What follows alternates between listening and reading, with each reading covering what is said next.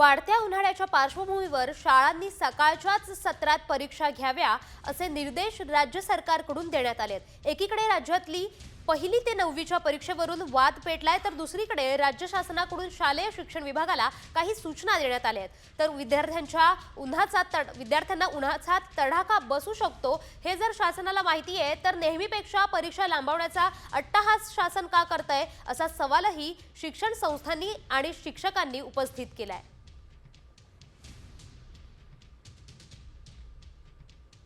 वाढत्या उन्हाळ्याच्या पार्श्वभूमीवर शाळांनी सकाळच्याच सत्रात परीक्षा घ्याव्या असे निर्देश राज्य सरकारकडून देण्यात आलेत। एकीकडे राज्यातली पहिली ते 9वीच्या परीक्षेवरून वाद पेटलाय, तर दुसरीकडे राज्य शासनाकडून शालेय शिक्षण विभागाला काही सूचना देण्यात आल्या आहेत। तर विद्यार्थ्यांना उन्हाचा तडाखा बसू शकतो हे जर शासनाला माहिती आहे, तर नेहमीपेक्षा परीक्षा लांबवण्याचा अट्टहास शासन का करतंय असा सवालही शिक्षण संस्थांनी आणि शिक्षकांनी उपस्थित केलाय।